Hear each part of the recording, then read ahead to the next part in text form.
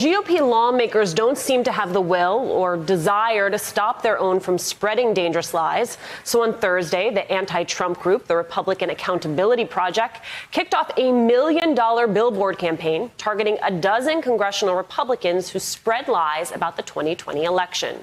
Joining me now, Bill Kristol, director of the group behind those billboards. Bill is also founding director of Defending Democracy Together. Bill, talk to me about these billboards. What's the purpose? What do you think you can accomplish with them? Alicia, it's very relevant to the conversation, the very interesting conversation you just had with Zola. You need to denounce the extremists from your own party, from your own side. It's more effective, I think, honestly, if people who are Republicans and have been Republicans say this is not acceptable. So we're saying this in about a dozen congressional districts, including Marjorie Taylor Greene's. You know, in the Homeland Security Department, Elizabeth Newman, who's one of the co-directors of this project, she was an political appointee, not career, in that department. She had joined the Trump administration. She didn't like Trump much, but she thought she could do some good. She did some good, I think, over her 2 or 3 years there. She quit. She couldn't take it anymore in the summer of 2020, partly because of exactly what Zolan was describing. Trump would not accept the recommendations from the Homeland Security Department of the dangers to make public and to marshal resources against the dangers of white supremacist terrorism, of this kind of extremism. And so she quit, and she worked with us at Republican Voters Against Trump to make the case that Republicans should desert Trump. She's now a co-director of the Republican Accountability Project, which has these billboards and TV ads up. And we're trying to tell Republicans, conservatives, you've got to draw this line. Yeah, very interesting. And I want to play one of those ads for everyone, this from the Republican Accountability Project. There was fraud. Rampant fraud. Fraud. Dominion machines that were problematic. I blame it all on Dominion. The election was stolen. Our election stolen from us. Stolen. President Trump won this election. More bad behavior is what we need. Call your congressman. You can lightly threaten them. You got to go to the streets and be violent. Let's have trial by combat. Today, American patriots start kicking ass.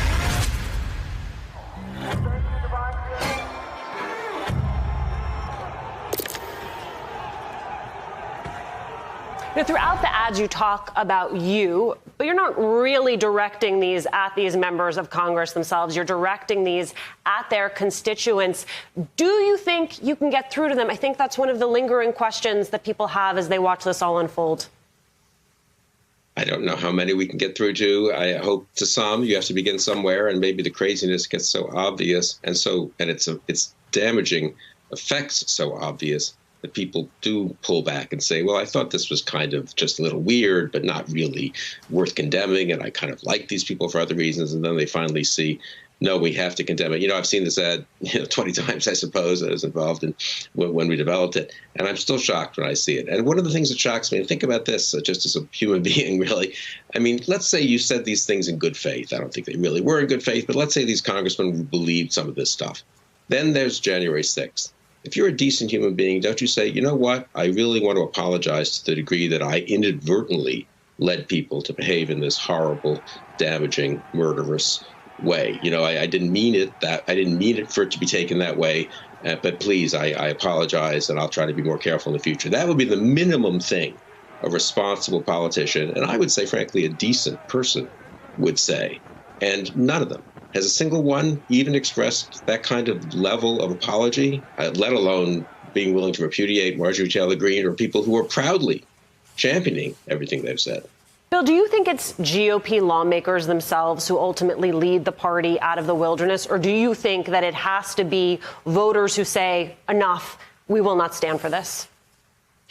I mean, some of both, and I'm sort of pessimistic for now just because the numbers aren't good.